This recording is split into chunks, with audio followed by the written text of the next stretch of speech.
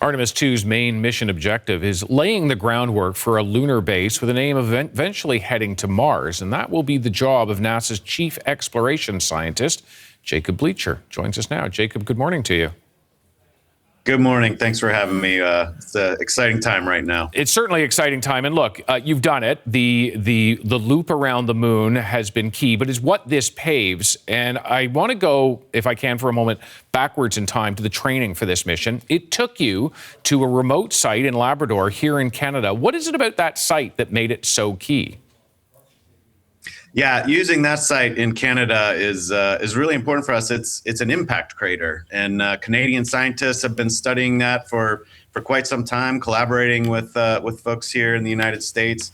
And it's just a great place for astronauts to go and look at some of the key examples that they can look for on a place like the moon, the lunar surface, which is dominated by impact craters.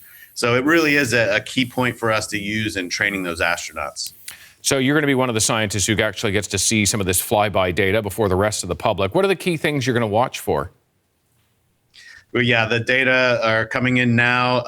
The first thing I can say is they're just spectacular. It's so exciting to see what's coming in.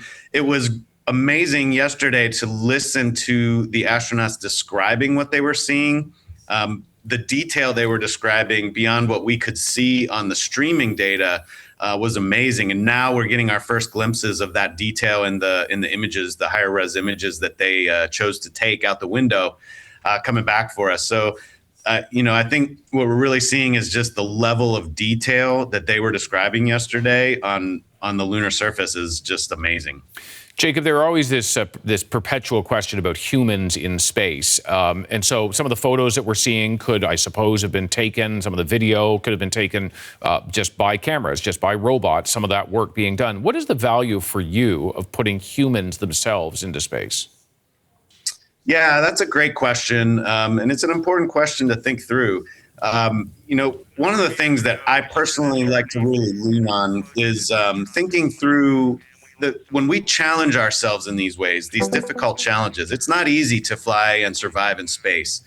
But what you see, even in this mission, Artemis II, is the amount of partnership that we need to have in place. So obviously, Jeremy Hansen on board this mission, Canadian astronaut. This is an international mission. We're partnering internationally. We have companies that generally are competing with each other for contracts who are partnering. Everybody's on the same team here. And I think that these types of challenges of sending humans out into space to explore, it forces us to bring out the best in humanity to solve those challenges. To me, we can't put a value on that. There are a lot of hardships going on in the world, but to find ways to really drive that partnership and bring out the good in humanity is one of the things I feel personally most proud of in this effort. Artemis II ends with splashdown on Friday, but your work continues. What do you do at that point? Yeah, as we bring our NASA family home safely, splashing down off San Diego, there will be a big effort in getting them back onto the mainland, collecting the data. We have a number of payloads on board the Orion that we want to collect and bring back with us.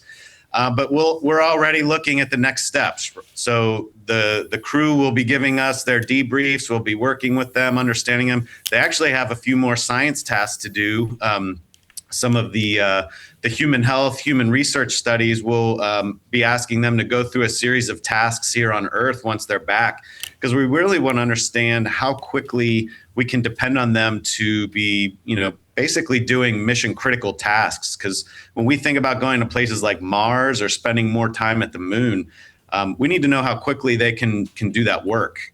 So there's a lot still happening even after they splash down. And then ultimately, we're already planning our next missions that will lead us to be able to land on the moon in the South Polar region, targeting 2028 for that. Jacob Bleacher, thank you so much for your time. Yeah, thanks for having me. And we really appreciate you helping us tell this story.